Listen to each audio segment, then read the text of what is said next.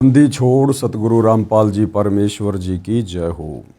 परमपिता परमात्मा सारी सृष्टि के रचनहार, कुल मालिक, असंख्य ब्रह्मांडों के स्वामी, जगत गुरु, तीनों लोकों में प्रवेश करके सबका धारण पोषण करने वाले राजाधिराज आत्माधार, नाथों के नाथ, देवों के देव महादेव, सर्वेश्वर महेश्वर मृत्युंजय, अजरो अमर, आदि अनादि सनातनी प्रभु, जगत पिता जगदीश्वर, श्री श्री 1008 की उपाधि के वास्तविक अधिकारी, अकाल मूर्त सौद स्वरूपी राम वासुदेव, सर्वगतम ब्रह्म, परम पूज्य, प्रथम पूज्य, परम संत, परम पुरुष, परम धनी, परम दयालु, सत्य कबीर, हक्का कबीर, अल्लाहु कबीर, अल्लाहु अकबर, बाखबर, अल्लाह ताला, जगत के तारणहार, जगत के मुक्तिदाता, जगत के जगन्नाथ, हारे के सहारे, हिंदुओं के राम, मुसलमानों के अल्लाह, सिखों के वाहिगुरु, ईसाइयों के मसीह, दया के सागर दया निधि, करुणा के सागर करुणा निधि, स्वयंभू परिभू, संकट मोचन, कष्ट हरण, मंगल करण,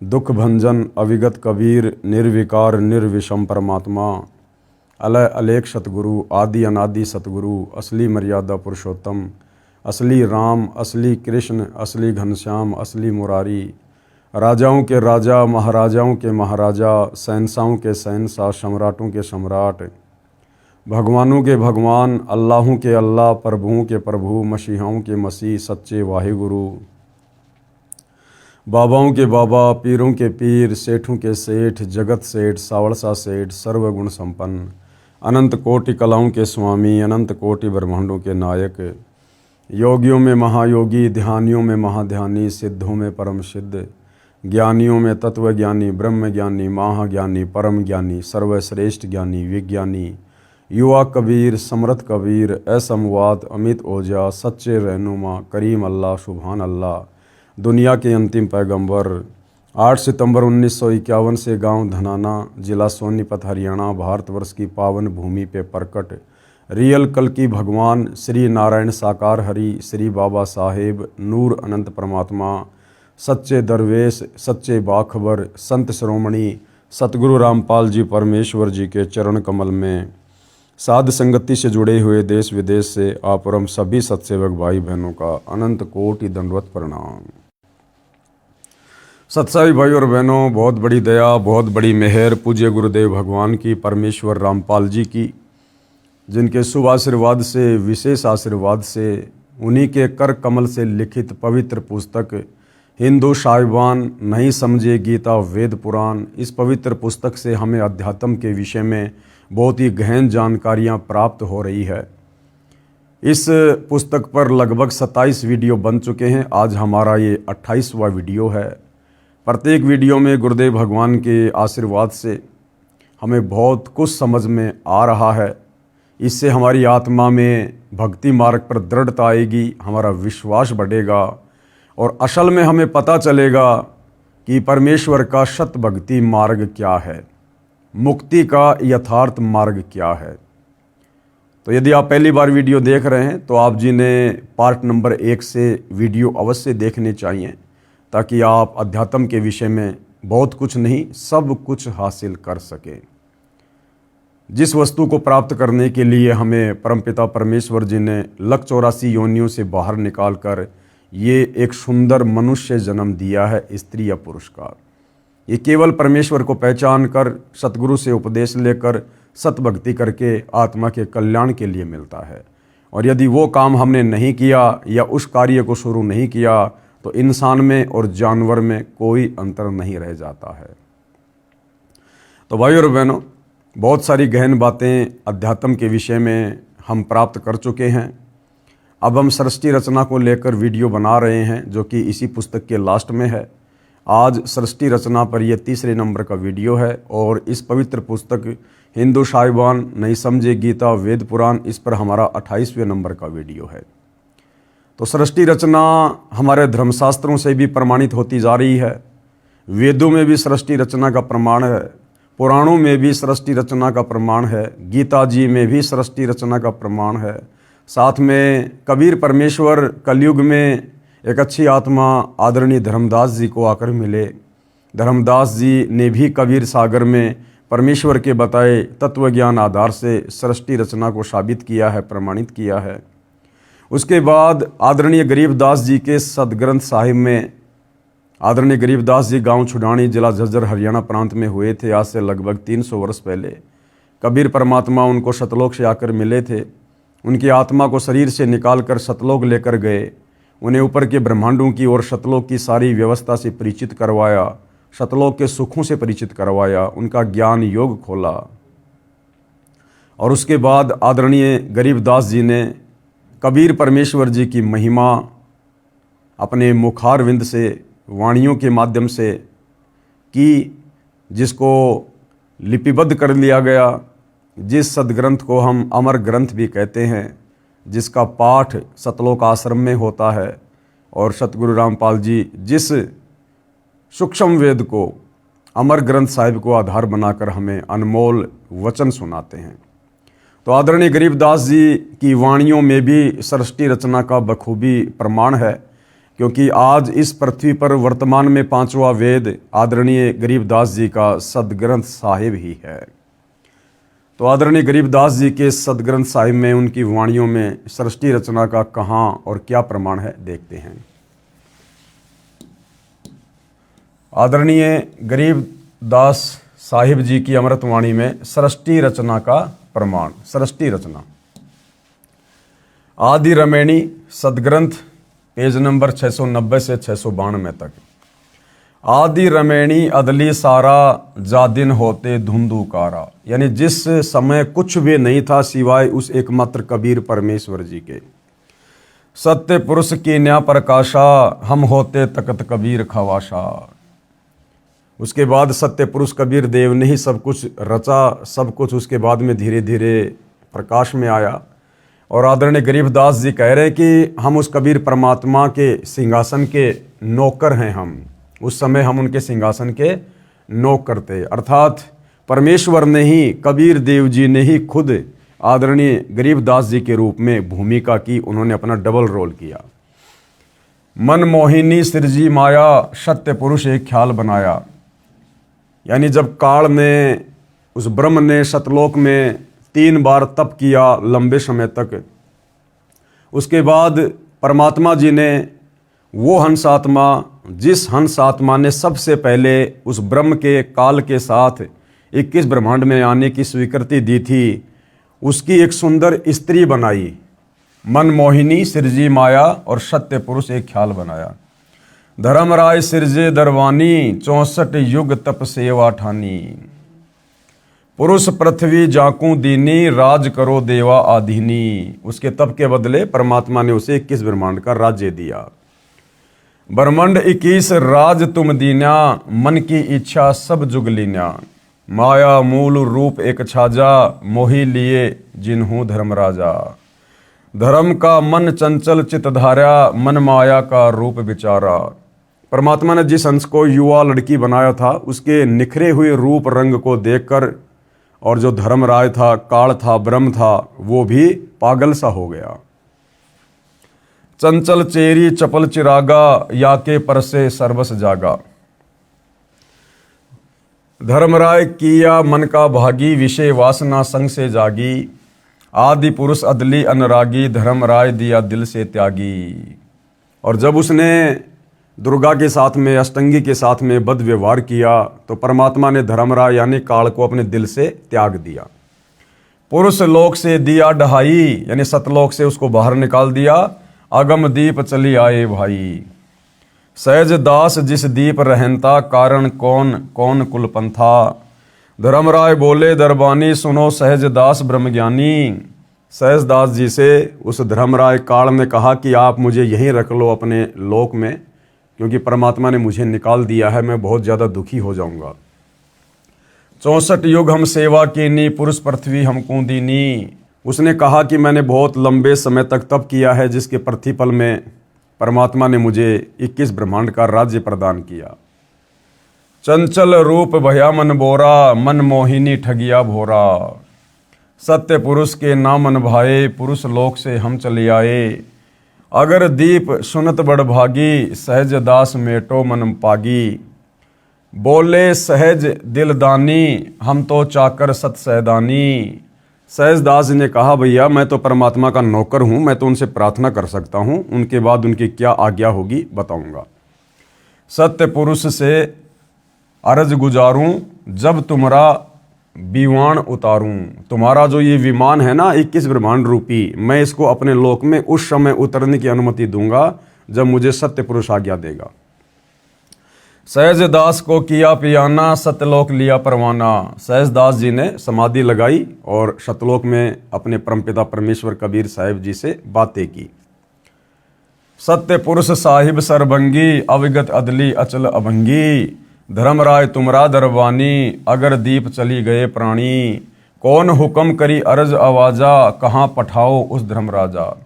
और सहजदास जी ने परमात्मा से प्रार्थना की कि आपका एक नौकर धर्मराय मेरे लोक में रहने की अनुमति चाहता है। हे गुरुदेव, हे परमात्मा, आपकी क्या आज्ञा है। वही आवाज अदली एक साजा। तो परमात्मा जी ने क्या कहा, विषय लोक जाति न्यू बाचा, कि मैं मन कर्म वचन से कहता हूं उसको विषय लोक में जाने दो, उसके 21 ब्रह्मांडों को यहां से दूर जाने दो। सहज विमान चले अधिकाई, छिन में अगर दीप चली आई। हम तो अरज करी अनुरागी, तुम विषय लोक जाओ भड़वागी। सहजदास जी ने कहा कि भाई मैंने तो परमात्मा से अर्ज की थी, लेकिन मालिक ने कहा कि उसको वहीं जाने दो जहां मैं उसको भेज रहा हूं।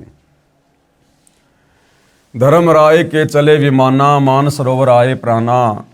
मान सरोवर रहन न पाए, दरे कबीरा थाना लाए। सहजदास जी के दीप के आगे परमात्मा कहते हैं एक मान सरोवर था, वहां पर काल में अपने विमान को रोकना चाहा, लेकिन वहां खुद कबीर परमात्मा बैठे हुए थे, उन्होंने वहां भी उसको नहीं रुकने दिया।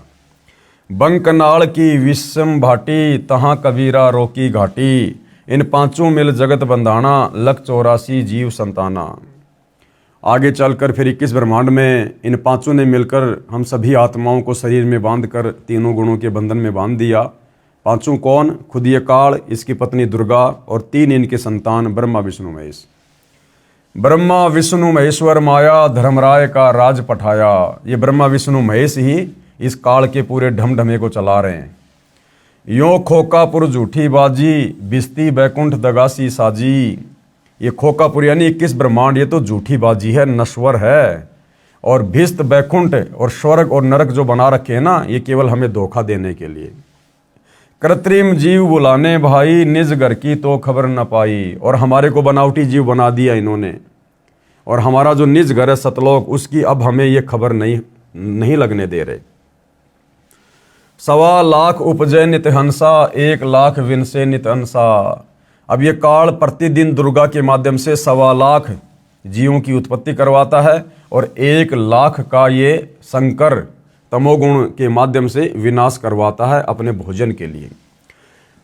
उपती खपती परलय फेरी, हर्ष शोक जोरा जमजेरी। पांचों तत्व हैं परलय माही, सतगुण रजगुण तमगुण झाई। 8 अंग मिली है माया, पिंड ब्रह्मंड सकल भरमाया। या में सुरती शब्द की डोरी, पिंड ब्रह्मंड लगी है खोरी।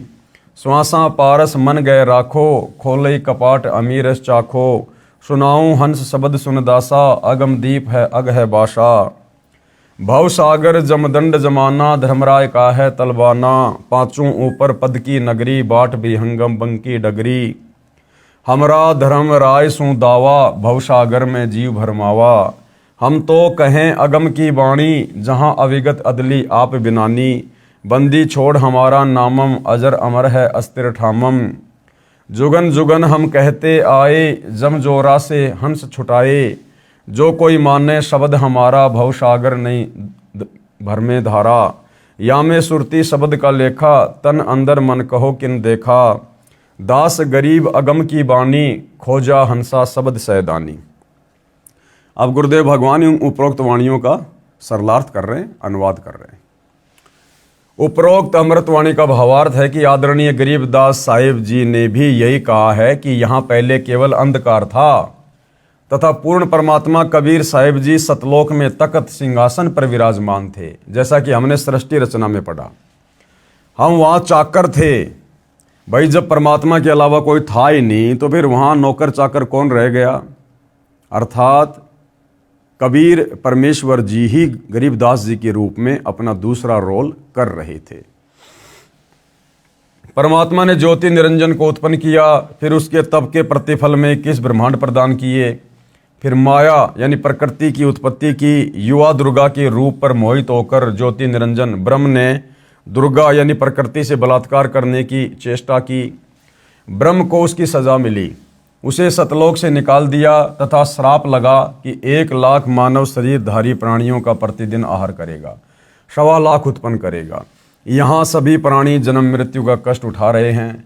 यदि कोई पूर्ण परमात्मा का वास्तविक शब्द सच्चा नाम जाप मंत्र हमारे से प्राप्त करेगा, उसको काल की बंध से छुड़वा देंगे। गरीबदास जी क्या कह रहे हैं कि यदि कोई तत्वदर्शी संत से उस पूर्ण परमात्मा कबीर जी का सच्चा नाम मंत्र लेकर जाप करेगा, वही काल के 21 ब्रह्मांड की बंद से, कैद से, जेल से छूट सकता है। आदरणीय गरीबदास जी अपने गुरु व प्रभु कबीर परमात्मा के आधार पर कह रहे हैं कि सच्चे मंत्र अर्थात सतनाम व सार शब्द की प्राप्ति कर लो, पूर्ण मोक्ष हो जाएगा। नहीं तो नकली नाम दाता संतों व महंतों की मीठी मीठी बातों में फंसकर शास्त्र विधि रहित साधना करके काल जाल में रह जाओगे, फिर कष्ट पर कष्ट उठाओगे। संत गरीबदास जी कृत अमर ग्रंथ के अध्याय हंस परम हंस की कथा की वाणी नंबर 37 व 43 में कहा है, माया आदि निरंजन भाई, अपने जाए आपे खाई। ब्रह्मा विष्णु महेश्वर चेला, ओम सोहम का है खेला। शिखर सुन में धर्म अन्यायी, जिन शक्ति डायन मैल पठाई। लाख गरा से नित उठ दूती, माया आदि तकत की कुत्ती। 1.25 लाख घड़िए नित भांडे, हंसा उत्पत्ति पर ले डांडे। ये तीनों चेला बटपारी, सिरजे पुरुषा सिरजी नारी। खोकापुर में जीव भुलाए, 54 बस्त बैकुंठ बनाए। यो अरहट का कुआ लोई, यागल बंध्या है सब कोई। कीड़ी कुंजर और अवतारा, हरहट डोर बंधे कई बारा। अरब अलील इंद्र हुए हैं भाई, अरहट डोर बंधे सब आई। शेष महेश और गणेश ताई, अरहट डोरी बंद सब आई। शुक्रादिक बर्मादिक देवा, हरहट डोर बंधे सब खेवा। कोटिक करता फिरता देखा, हरहट डोरी कहूँ सुन लेखा। चतुर्भुजी भगवान कहावे, अरहट डोरी बंधे सब आवे। यो है खोखापुर का कुआ, या में प्रयासो निश्चय मुआ। ज्योति निरंजन काल बलि के वश होकर ये तीनों देवता रजगुण ब्रह्मा, सतगुण विष्णु, तमगुण शिव अपनी महिमा दिखाकर जीवों को स्वर्ग नरक तथा भवसागर में लग 84 योनियों में भटकाते रहते हैं। ज्योति निरंजन अपनी माया से नागिनी की तरह जीवों को पैदा करते हैं और फिर मार देते हैं। जिस प्रकार नागिनी अपनी दुम से अंडों के चारों ओर कुंडली बना लेती है, फिर उन अंडों पर अपना फन मारती है जिससे अंडा फूट जाता है, उसमें से बच्चा निकल जाता है, उसको नागिनी खा जाती है। फन मारते समय कई अंडे फूट जाते हैं क्योंकि नागिनी के बहुत सारे अंडे होते हैं। जो अंडे फूटते हैं उनमें से बच्चे निकलते हैं। यदि कोई बच्चा कुंडली यानी सर्पनी की दुम का घेरा से बाहर निकल जाता है तो वह बच्चा बच जाता है, नहीं तो कुंडली में वह नागिनी छोड़ती नहीं है। तो इसी प्रकार भाइयों और बहनों, ये काल और दुर्गा इन्होंने आप और हम सभी जीव आत्माओं के चारों तरफ कुंडली मार रखी है, हमें 21 ब्रह्मांड में बांध रखा है और तीनों गुणों के माध्यम से, रजगुण ब्रह्मा, सतोगुण विष्णु, तमोगुण शिव के माध्यम से यहीं पर फंसाया हुआ है। जो आत्मा समय रहते तत्वदर्शी संत से उपदेश लेकर आजीवन सत भक्ति कर लेती है, वो यहाँ से निकल जाती है, अन्यथा यही जन्म मरण के चक्कर में, लक 84 के चक्कर में पड़ी रहती है। जितने बच्चे उस कुंडली के अंदर होते हैं उन सब को खा जाती है। जो साधक ब्रह्म यानी काल ब्रह्म यानी ज्योति निरंजन, देवी दुर्गा तथा ब्रह्मा विष्णु शिव तथा अन्य देवताओं तक की भक्ति करते हैं, वे काल ब्रह्म रूपी नागनी के घेरे यानी जन्म मरण के चक्कर में काल लोक में रह जाते हैं, जिनको काल ज्योति निरंजन खाता है। माया काली नागनी अपने जाए खात, और कुंडली में छोड़े नहीं सो बातों की बात। इसी प्रकार यह काल बलि का जाल है। निरंजन तक की भक्ति पूरे संत से नाम लेकर करेंगे तो भी इस निरंजन की कुंडली 21 ब्रह्मांडों से बाहर नहीं निकल सकते। यदि हम इस काल के भी अधिकारी गुरु से नाम लेकर काल की भक्ति करेंगे तो भी हम इसी के जाल में रहेंगे। स्वयं ब्रह्मा विष्णु महेश आदि माया शेरा वाली भी निरंजन की कुंडली में है। ये बेचारे अवतार धार कर आते हैं और जन्म मृत्यु का चक्कर काटते रहते हैं, जैसे राम रूप में, श्री कृष्ण रूप में, फिर लक 84 में। विचार करें, सोहम जाप को जो कि दुर्वय व प्रहलाद व सुखदेव ऋषि ने जपा वह भी पार नहीं हुए, क्योंकि श्री विष्णु पुराण के प्रथम अंश के अध्याय 12 के श्लोक नंबर 93 में पेज नंबर 51 पर लिखा है कि ध्रुव केवल एक कल्प अर्थात 1000 चतुर्युग तक ही मुक्त है।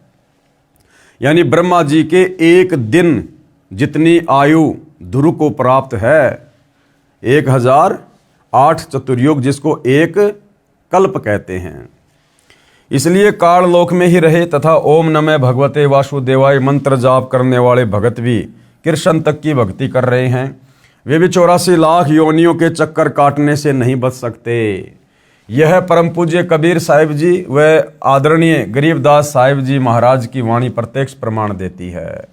अनंत कोटि अवतार हैं माया के गोविंद, करता हो अवतरे और बहुर पड़े जगफंद।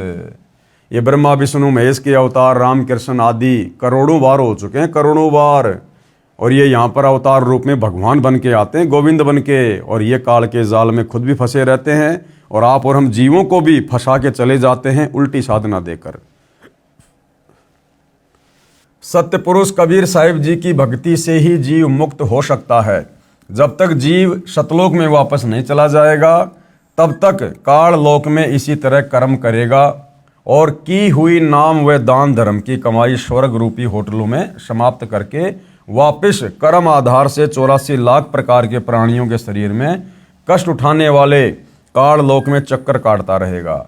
माया यानी दुर्गा से उत्पन्न होकर करोड़ों गोविंद यानी ब्रह्मा विष्णु शिव मर चुके हैं, भगवान का अवतार बनकर आए थे, फिर कर्म बंधन में बंधकर कर्मों को भोगकर 84 लाख योनियों में चले गए।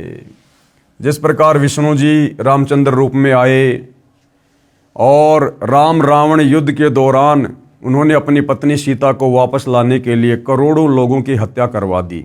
वो सारा का सारा पाप, उन हत्याओं का दोष ये काल रामचंद्र अर्थात विष्णु के सिर पर रख देगा और उसे कर्मों में बांध देगा, और जब उसका विष्णु पद समाप्त होगा फिर लक 84 में ठोक देगा। ऐसे श्री कृष्ण जी को भेजा, महाभारत का युद्ध करवा दिया और सारे के सारे पाप उसके सिर पर रखवा दिए। जैसे भगवान विष्णु जी को देवर्षि नारद का श्राप लगा, वे श्री रामचंद्र रूप में अयोध्या में आए, फिर श्री राम जी रूप में बाली का वध किया था, उस कर्म का दंड भोगने के लिए श्री कृष्ण जी का जन्म हुआ। फिर बाली वाली आत्मा शिकारी बना तथा अपना प्रतिशोध लिया, श्री कृष्ण जी के पैर में विषाक्त तीर मारकर वध किया। यानी ये देवी देवता भी काल के कर्मों में बंधे हुए हैं, ये भी अपने कर्म नहीं काट सकते, भला इनकी भक्ति से फिर हमारे कर्म कैसे कटेंगे। भाई आज हम ब्रह्मा विष्णु महेश की, देवी देवताओं की, राम की, कृष्ण की भक्ति क्यों करते हैं? हम दुखी हैं इसलिए भक्ति करते हैं। सुख में तो किसी को भगवान याद आता ही नहीं है। और दुखी आदमी कौन होता है?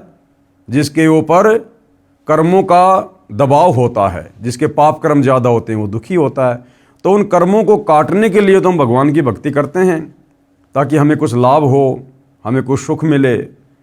और कर्म ये भगवान नहीं काट पाए अपने। खुद श्री विष्णु जी जो त्रेता युग में रामचंद्र रूप में आए थे, धोखे से उन्होंने अपने स्वार्थ के वश होकर बाली का वध किया और उस मौत का बदला उसने द्वापर युग में श्री कृष्ण जी रूप में देना पड़ा। तो भगवान अपने कर्मों को नहीं काट पा रहे, भला इनकी भक्ति से फिर हमारे कर्म कैसे कटेंगे? महाराज गरीबदास जी अपनी वाणी में कहते हैं, ब्रह्मा विष्णु महेश्वर माया और धर्मराय कहिए, इन पांचों मिल प्रपंच बनाया वाणी हमारी लइए। इन पांचों मिल जीव अटकाए, जुगन जुगम हम आन छुड़ाए, बंदी छोड़ हमारा नामम, अजर अमर है अस्थिर ठामम। पीर पैगंबर कुतुब ओलिया, सुर नर मुनिजन ज्ञानी, येत्ता को तो रान ना पाया, जम के बंधे प्राणी। धर्म राय की धूमा धामी, जम पर जंग चलाऊं, जोरा को तो जान न दूंगा, बांध अदल घर लाऊं। काल अकाल दोहू को मोशू, महाकाल सिर मूंडूं, मैं तो तख्त हजूरी हुक्मी, चोर खोज को ढूंढूं। मूला माया मग में बैठी, हंसा चुन चुन खाई, ज्योति स्वरूपी भया, निरंजन मैं ही करता भाई। 87 दीप मुनीश्वर, बंदे मुल्ला डोरी, एत्या में जमका तलबाना, चलिए पुरुष किशोरी। मुल्ला का तो माथा दागूं, शत की मोहर करूंगा, पुरुष दीप को हंस चलाऊं, दरा न रोकन दूंगा। हम तो बंदी छोड़ कहावा, धर्मराय हैं चकवे, शतलोक की सकल सुनावा, वाणी हमारी अखवे। 9 लख पट्टन ऊपर खेलूं, शाह दरे को रोकूं, 12 कोटि कटक सब काटूं, हंस पठाऊं मोखूं। 14 भुवन गमन है मेरा, जल थल में सरबंगी, खालिक खलक खलक में खालिक, अविगत अचल अभंगी। अगर अलील चक्र है मेरा, जित से हम चल आए, पांचों पर परवाना मेरा, बंदी छुड़ावन धाए। जहाँ ओकार निरंजर नाही, ब्रह्मा विष्णु वेद ना जाही, जहाँ करता नहीं काल भगवाना, काया माया पिंड न प्राणा। 5 तत्व तीनों गुण नाही, जोरा काल दीप नहीं जाही, अमर करूं शतलोक पठाऊं, ताते बंदी छोड़ कहाऊं। ये अरहट का कुआं है भाई और बहनों। इस प्रकार से काल ने हमारे को जन्म और मृत्यु के बंधन में बांध रखा है, 21 ब्रह्मांड के सभी प्राणियों को, सभी को। जिस प्रकार पहले ये अरहट का कुआं हुआ करता था और किस प्रकार से जो किसान भाई थे वो इस प्रकार के एक चैन के ऊपर बाल्टियां वेल्ड करके नीचे से पानी निकाला करते थे बैलों की सहायता से। और ये जो बाल्टियां हैं ये नीचे जाकर ये पानी से भर जाती हैं। ये बाल्टियां अपने आप में पानी को भर लेती हैं यहाँ ऐसे, और फिर ऊपर आकर पानी वहाँ पर खाली कर देती हैं। पानी वहाँ से खेतों में चला जाता था, फिर बाल्टी यहाँ पर खाली हो जाती थी, फिर नीचे कुएं में आती थी, फिर यहाँ से पानी भरती, फिर चलती, फिर यहाँ खाली हो जाती। इसको अरहट का कुआं कहते हैं। तो ये जितने भी ब्रह्मा विष्णु महेश हैं, 33 करोड़ देवी देवता हैं, 9 नाथ 84 सिद्ध हैं, जितने भी ये तपस्वी हैं, आप और हम आम जीव हैं, हाथी से लेकर चींटी तक, ये सब इसी प्रकार से 21 ब्रह्मांड में जन्म और मृत्यु के चक्कर में बंधे हुए हैं, अपना कर्म भोगते रहते हैं। इस पृथ्वी लोक पर आते हैं, मनुष्य जन्म प्राप्त करते हैं, थोड़ी बहुत भक्ति करते हैं, ये भक्ति धन यहाँ से भरते हैं और ऊपर जाकर ब्रह्मा विष्णु महेश के लोक में, स्वर्ग में अपनी भक्ति कमाई को खाली करके आ जाते हैं। फिर काल हमारा नींबू सा निचोड़ कर फिर हमारे को नीचे भेज देता है कि जाओ कमाओ, फिर से भक्ति लेकर आओ, फिर से थोड़े बहुत समय ऊपर रहो, फिर गधे कुत्ते सुअर बनो, कभी ब्रह्मा विष्णु महेश बनो। इस प्रकार से ये अरहट का कुआं इस काल ने यहाँ पर सेट किया हुआ है, सभी आत्माओं को कर्म बंधनों में बांध रखा है। कबीर परमेश्वर यानी कबीर देव की महिमा बताते हुए आदरणीय गरीबदास साहिब जी कह रहे हैं कि हमारे प्रभु कबीर यानी कबीर देव बंदी छोड़ हैं। बंदी छोड़ का भावार्थ है काल की कारागार से छुटवाने वाला। काल ब्रह्म के 21 ब्रह्मांडों में सर्व प्राणी पापों के कारण काल के बंदी हैं। पूर्ण परमात्मा कबीर देव यानी कबीर साहिब पाप का विनाश कर देते हैं। पापों का विनाश न ब्रह्म यानी ना तो काल कर सकता है, ना काल से ऊपर जो परब्रह्म है वो कर सकता है, न ही ब्रह्मा विष्णु शिव कर सकते हैं। केवल जैसा कर्म है उसका वैसा ही फल देते हैं। इसलिए यजुर्वेद अध्याय 5 के मंत्र 32 में लिखा है, कबीर अंगारी असी। कबीर देव यानी कबीर परमेश्वर अंग अरी यानी पापों का शत्रु है। बमभारी, बमभारी का अर्थ है बंधनों का, और अरी मानी शत्रु अर्थात बंधनों का शत्रु यानी बंदी छोड़ है। यानी इस काल ने 21 ब्रह्मांड में हमारे ऊपर जो कर्म लगा रखे हैं केवल कबीर परमेश्वर ही अपनी सत भक्ति देकर उन कर्मों से हमें छुड़वा सकते हैं। इन पांचों कौन? ब्रह्मा विष्णु शिव माया और धर्मराय से ऊपर सत्य पुरुष परमात्मा कबीर देव है जो सतलोक का मालिक है। शेष सारी परब्रह्म ब्रह्म तथा ब्रह्मा विष्णु शिव व आदि माया नाशवान परमात्मा है। यानी कबीर जी के अलावा ये जितने भी नकली भगवान है, परब्रह्म है, ब्रह्म है, दुर्गा है, ब्रह्मा विष्णु महेश है, ये सब नाशवान है, इनका जन्म और मृत्यु होता है। महाप्रलय में ये सब तथा इनके लोक समाप्त हो जाएंगे। आम जीव से कई हजार गुना ज्यादा लंबी इनकी उम्र है, परंतु जो समय निर्धारित है वह एक दिन पूरा अवश्य होगा। इसी विषय में आदरणीय गरीबदास जी महाराज ने कहा है, शिव ब्रह्मा का राज इंद्र गिनती कहाँ, चार मुक्ति बैकुंठ समझ एता लहा, शंख जुगन की जूनी उम्र बड़ी धारिया, जा जननी कुर्बान सु कागज फारिया। एती उम्र बुलंद मरेगा अंतरे, सतगुरु लगे न कान न भेटे संतरे। कि भैया चाहे कितनी लंबी उम्र हो इनकी, अंत में इनकी भी मृत्यु होगी। चाहे शंख युग की लंबी उम्र भी क्यों ना हो, वह एक दिन समाप्त जरूर होगी। यदि सत्य पुरुष परमात्मा कबीर देव, कबीर साहिब के नुमाइंदे, पूर्ण संत गुरु, जो 3 नाम का मंत्र जिसमें एक ओम है, दूसरा तत् है, तीसरा सत सांकेतिक है, वो देता है, तथा उसे पूर्ण संत द्वारा नाम दान करने का आदेश है, उसे उपदेश लेकर नाम की कमाई करेंगे तो हम सतलोक के अधिकारी हंस हो सकते हैं। सत्य साधना बिना बहुत लंबी उम्र कोई काम नहीं आएगी, क्योंकि निरंजन लोक में दुख ही दुख है। कबीर जीवन तो थोड़ा ही भला, जय सत सुमरण होए, और लाख बरस का जीवना लेखद रह न कोई। यदि सत्य साधना की जाए तो कम आयु ही अच्छी है। यदि सत्य साधना सत्य पुरुष की नहीं है तथा काल ब्रह्म की व देवताओं व देवियों की पूजा करके व प्राणायाम आदि करके लंबी आयु जीने वालों का कोई लेखा यानी अकाउंट मोक्ष मार्ग में नहीं किया जाएगा। इतनी लंबी आयु जितनी शंकर जी की है, यदि मिल जाए तो भी एक दिन मृत्यु अवश्य होगी। भक्ति गलत है, इसलिए जन्म तथा मृत्यु का चक्कर बना रहेगा। ऐसी आयु का क्या औचित्य है। कबीर साहिब अपनी यानी पूर्ण ब्रह्म की जानकारी स्वयं ही बताते हैं कि इन परमात्माओं से ऊपर असंख्य भुजा का परमात्मा सत्य पुरुष है, जो सतलोक में सचखंड सतधाम में रहता है, तथा उसके अंतर्गत सर्वलोक यानी ब्रह्म का लोक, इस ब्रह्म के काल के 21 ब्रह्मांड व ब्रह्मा विष्णु शिव शक्ति के लोक तथा परब्रह्म के 7 संग ब्रह्मांड व अन्य सर्व ब्रह्मांड आते हैं, और वहाँ पर सत्य नाम सार नाम के जाप द्वारा जाया जाएगा, जो पूरे गुरु से प्राप्त होता है। सचखंड यानी सतलोक में जो आत्मा चली जाती है उसका पुनर्जन्म नहीं होता। सतपुरुष यानी पूर्ण ब्रह्म कबीर साहिब कबीर देव ही अन्य लोकों में स्वयं ही भिन्न भिन्न नामों से विराजमान हैं, जैसे अलख लोक में अलख पुरुष, अगम लोक में अगम पुरुष तथा अकय लोक में अनामी पुरुष रूप में विराजमान है। ये तो उपमात्मक नाम है, परंतु वास्तविक नाम उस पूर्ण पुरुष का कबीर देव, भाषा भिन्न होकर कबीर साहिब है।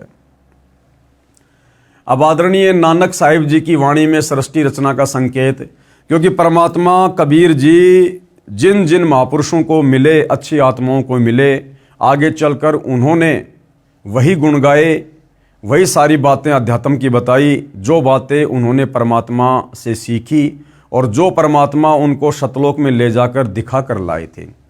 तो सिख धर्म के प्रवर्तक आदरणीय नानक जी की वाणी में भी सृष्टि रचना का प्रमाण है। श्री नानक साहिब जी की अमृतवाणी महिला 1 राग बिलावलू अंश गुरु ग्रंथ साहिब पेज नंबर 839 है। आपे सचू किया कर जोड़ी, अंडज फोड़ी जोड़ी विछोड़, धरती आकाश किए बैसन कहूँ थाऊं, राती दिनतु किए भऊ भाऊ, जिन किए करी वेखण हारा, तरतिया ब्रह्मा विष्णु महेशा, देवी देव उपाय वेशा, पौण पाणी अग्नि बिसराऊं, ताहि निरंजन साचो नाऊं, तिसु मही मनवा रहिया लिव लाई, प्रणवती नानक कालू न खाई।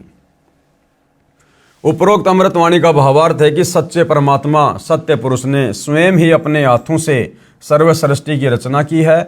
उसी ने अंडा बनाया, फिर फोड़ा तथा उसमें से ज्योति निरंजन निकला।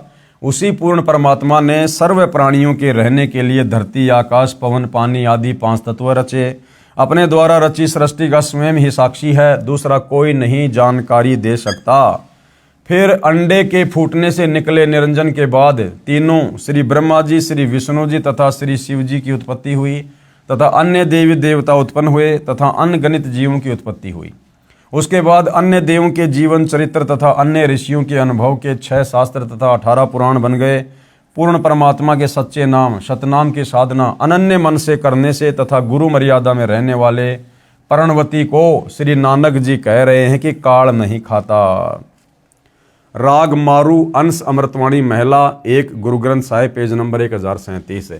सुनहु ब्रह्मा विष्णु महेशु उपाये, सुने वर्ते जुग सबाए, इसु पद विचारे सो जनु पूरा, तिस मिलिए भरमु चुकायदा, शाम वेदु ऋगु जुजरु अथर्वणु, ब्रह्म में मुख माया है त्रैगुण, ताकि कीमत कही न सके, को त्यूं बोले जीव बुलाइंदा। उपरोक्त अमृतवाणी का सारांश है कि जो संत पूर्ण सृष्टि रचना सुना देगा तथा बताएगा कि अंडे के 2 भाग होकर कौन निकला, जिसने फिर ब्रह्मलोक की सुन में अर्थात गुप्त स्थान पर ब्रह्मा विष्णु शिव की उत्पत्ति की, तथा वह परमात्मा कौन है जिसने ब्रह्म यानी काल के मुख से 4 वेदों पवित्र ऋग्वेद यजुर्वेद सामवेद अथर्ववेद को उच्चारण करवाया, वह पूर्ण परमात्मा जैसा चाहे वैसा ही प्रत्येक प्राणी को बुलवाता है। इस सर्व ज्ञान को पूर्ण बताने वाला संत मिल जाए तो उसके पास जाइए, तथा जो सभी शंकाओं का पूर्ण निवारण करता है वही पूर्ण संत अर्थात तत्वदर्शी है। श्री गुरु ग्रंथ साहिब पेज नंबर 929 अमृतवाणी श्री नानक साहिब जी की। राग रामकली महिला 1 दक्षिणी ओंकार। ओंकारी ब्रह्मा उत्पत्ति, ओंकारो किया जिन चित्त, ओंकारी शैल जुग भये, ओंकारी वेद निर्मय, ओंकारी शब्दी उदरे, ओंकारी गुरु मुखी तरे, ओन्नम अक्षर सुनहु विचारू, ओन्नम अखरु त्रिभुवन सारू। उपरोक्त अमृतवाणी में श्री नानक साहिब जी कह रहे हैं कि ओंकार अर्थात ज्योति निरंजन यानी काल से ब्रह्मा जी की उत्पत्ति हुई। कई युगों मस्ती मारकर ओंकार यानी ब्रह्म ने वेदों की उत्पत्ति की जो ब्रह्मा जी को प्राप्त हुए। 3 लोक की भक्ति का केवल एक ओम मंत्र ही वास्तव में जाप करने का है। इस ओम शब्द को पूरे संत से उपदेश लेकर अर्थात गुरु धारण करके जाप करने से उद्धार होगा। और वर्तमान में पृथ्वी पर इस ओम नाम को देने का भी अधिकारी गुरु केवल एक ही है, सतगुरु रामपाल जी। बाकी कितना ही ओम ओम करते रहो उससे कोई किसी प्रकार का लाभ नहीं होना।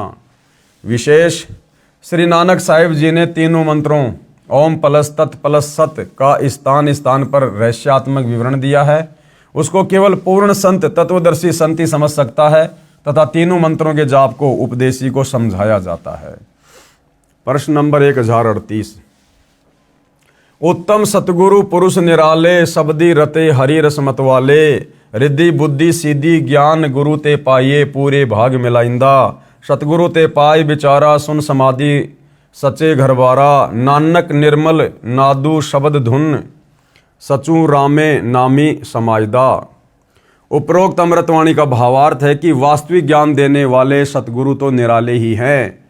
वे केवल नाम जाप को जपते हैं, अन्य हठयोग साधना नहीं बताते। यदि आपको धन दौलत पद बुद्धि या भक्ति शक्ति भी चाहिए तो वह भक्ति मार्ग का ज्ञान पूर्ण संत ही पूरा प्रदान करेगा। जैसे परमात्मा कहते हैं ना कि जय तन चाहिए राजपाट तो धर ले ध्यान हमारा। तो नानक जी कह रहे हैं अगर आपको इस समय धन दौलत पद बुद्धि जो भी कुछ चाहिए वो भी पूर्ण संत से उपदेश लेने के बाद ही मिलेगी भाई। ऐसा पूर्ण संत बड़े भाग्य से मिलता है। वही पूर्ण संत विवरण बताएगा कि ऊपर शून्य यानी आकाश में अपना वास्तविक घर शतलोक परमेश्वर ने रच रखा है। उसमें एक वास्तविक सारनाम की धुन आवाज हो रही है। उस आनंद में अविनाशी परमेश्वर के सार शब्द से समाया जाता है, अर्थात उस वास्तविक सुखदायी स्नान में वास हो सकता है, अन्य नामों तथा अधूरे गुरुओं से नहीं हो सकता। आंशिक अमृतवाणी महिला पहला श्री गुरु ग्रंथ साहिब पेज नंबर 359 से 360। शिव नगरी मही आसन बैसवु कल्प त्यागी वाद, सिंडी शब्द सदा धुन सोहे अहि निस्पूरे नाद, हरि कीर्ति रह राशि हमारी गुरुमुख पंथ अतीत, सगली ज्योति हमारी समिया नाना वर्ण अनेक, कह नानक सुनो भरतरी जोगी पार ब्रह्म लिव एक। उपरोक्त अमृतवाणी का भावार्थ है कि श्री नानक साहिब जी कह रहे हैं कि हे भरतरी योगी जी, आपकी साधना भगवान शिव तक है। उसे आपको शिव नगरी लोक में स्थान मिला है और शरीर में जो सिंगी शब्द आदि हो रहा है वह इन्हीं कमलों का है तथा टेलीविजन की तरह प्रत्येक देव के लोक से शरीर में सुनाई दे रहा है। हम तो एक परमात्मा पार ब्रह्म अर्थात सर्व से पार जो पूर्ण परमात्मा है, अन्य किसी और एक परमात्मा में लो अनन्य मन से लगन लगाते हैं। हम ऊपरी दिखावा, भस्म लगाना, हाथ में डंडा रखना नहीं करते। मैं तो सर्व प्राणियों को एक पूर्ण परमात्मा सत्य पुरुष की संतान समझता हूँ। सर्व उसी शक्ति से चलायमान है। हमारी मुद्रा तो सच्चा नाम जाप गुरु से प्राप्त करके करना है तथा क्षमा करना हमारा बाणा यानी वेशभूषा है।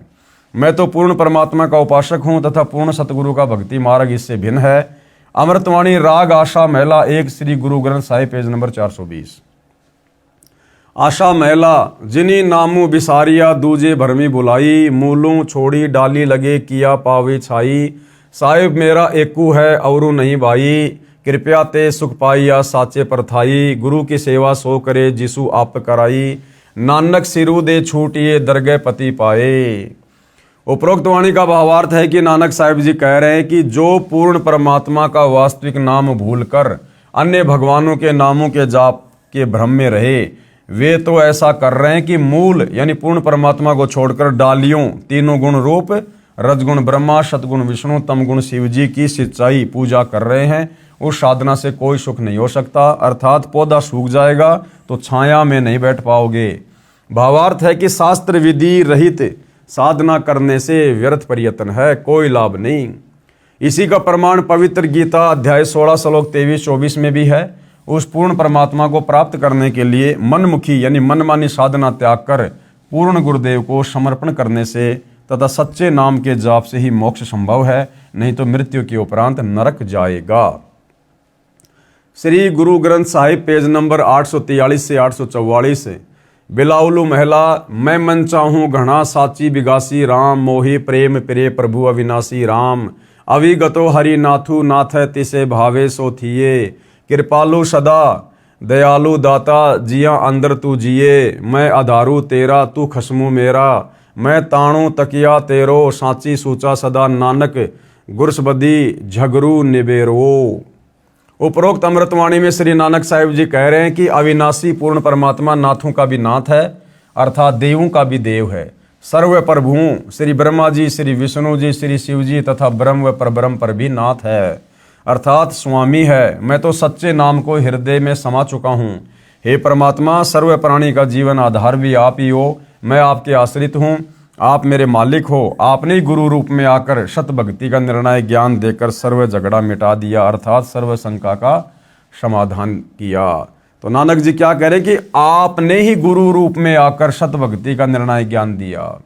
तो भाइयों और बहनों, ये कबीर परमात्मा स्वयं ही तत्वदर्शी संत के रूप में पृथ्वी पर प्रकट होकर अपना निर्णायक यथार्थ सतलोक का ज्ञान देते हैं, दूसरा कोई नहीं दे सकता।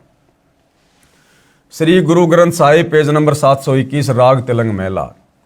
एक अरज गुप्तम पेश तोदर कौन करतार, हक्का कबीर करीम तू बे ए परवरदिगार। नानक बुगोयदा जंतूरा तेरे चाकरा पाखाक। उपरोक्त अमृतवाणी में स्पष्ट कर दिया है कि हे हक्का कबीर यानी सत कबीर, अविनाशी कबीर, आप सत कबीर यानी कौन करतार, शब्द शक्ति से रचना करने वाले शब्द स्वरूपी प्रभु अर्थात सर्व सृष्टि के रचनहार हो।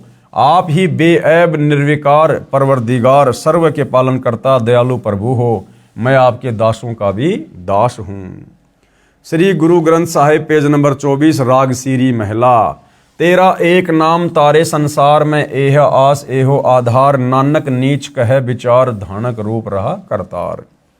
उपरोक्त अमृतवाणी में प्रमाण किया है कि जो काशी में धानक जुलाहा है, यही करतार यानी कुल का सर्जनहार है। अति आधीन होकर श्री नानक साहिब जी कह रहे हैं कि मैं सत कह रहा हूं कि यह धानक अर्थात कबीर जुलाहा ही पूर्ण ब्रह्म है, सत्य पुरुष है। विशेष उपरोक्त परमाणु के सांकेतिक ज्ञान से प्रमाणित हुआ सृष्टि रचना कैसे हुई। पूर्ण परमात्मा की प्राप्ति करनी चाहिए, जो पूर्ण संत से नाम लेकर ही संभव है। अन्य संतों द्वारा सृष्टि रचना की दंत कथा।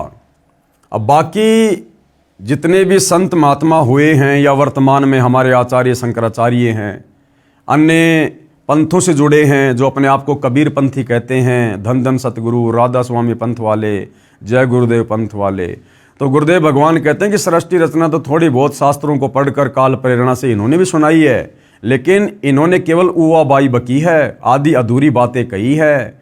ये केवल दंत कथा, सुनी सुनाई बातों के आधार पर इन्होंने जीव को भ्रमित किया है। अन्य संतों द्वारा सृष्टि रचना की दंत कथा। अन्य संतों द्वारा जो सृष्टि रचना का ज्ञान बताया है वह कैसा है, कृपया निम्न पढ़ें। सृष्टि रचना के विषय में राधा स्वामी पंथ के संतों के व धन धन सतगुरु पंथ के संतों के विचार। पवित्र पुस्तक जीवन चरित्र परम संत बाबा जयमल सिंह जी महाराज, पेज नंबर 102 से 103 से सृष्टि की रचना, सावन कृपाल पब्लिकेशन, दिल्ली।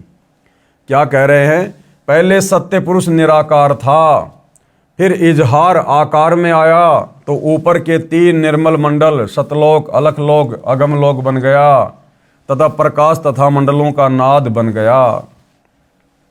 पवित्र पुस्तक सारवचन, प्रकाशक राधा स्वामी सत्संग सभा, दयालबाग आगरा, सृष्टि की रचना, पेज नंबर 8। प्रथम धुंधुकार था, उसमें पुरुष शून्य समाधि में थे जब कुछ रचना नहीं हुई थी, फिर जब मौज हुई तब शब्द प्रकट हुआ और उससे सब रचना हुई। पहले सतलोक और फिर सत्य पुरुष की कला से 3 लोक और सब विस्तार हुआ। ये ज्ञान तो ऐसा है जैसे एक समय कोई बच्चा नौकरी लगने के लिए साक्षात्कार इंटरव्यू के लिए गया। अधिकारी ने पूछा कि आपने महाभारत पढ़ा है? लड़के ने उत्तर दिया कि उंगलियों पर रट रखा है। अधिकारी ने प्रश्न किया कि 5 पांडवों के नाम बताओ। लड़के ने उत्तर दिया कि एक भीम था, एक उसका बड़ा भाई था, एक उससे छोटा था, एक और था तथा एक का नाम मैं भूल गया। उपरोक्त सृष्टि रचना का ज्ञान तो ऐसा है इन नकली संतों का।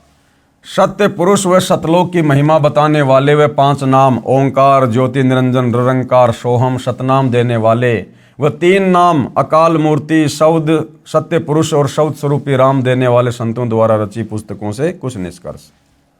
संत मत प्रकाश भाग 3 पेज नंबर 76 पर लिखा है कि सचखंड या सतनाम चौथा लोक है।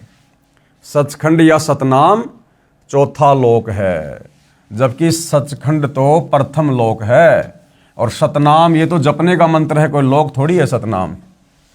यहां पर सतनाम को स्थान लिखा है।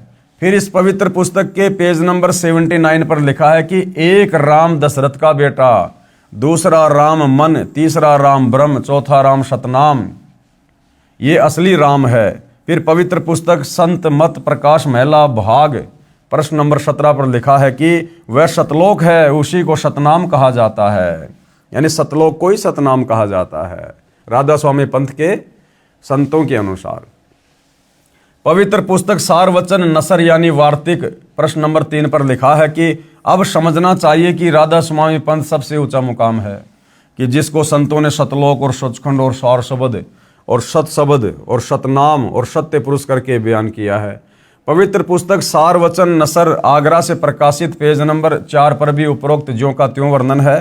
पवित्र पुस्तक सचखंड की सड़क पेज नंबर 226 संतों का देश सचखंड या सतलोक है, उसी को सतनाम, सतशब्द, सार शब्द कहा जाता है। विशेष उपरोक्त व्याख्या ऐसी लगी जैसे किसी ने जीवन में न तो शहर देखा, न कार देखी और न पेट्रोल देखा, न ड्राइवर का ज्ञान हो कि ड्राइवर किसे कहते हैं, और वह व्यक्ति अन्य साथियों से कहे कि मैं शहर में जाता हूँ, कार में बैठकर आनंद मनाता हूँ। फिर साथियों ने पूछा कि कार कैसी है, पेट्रोल कैसा है और ड्राइवर कैसा है, शहर कैसा है।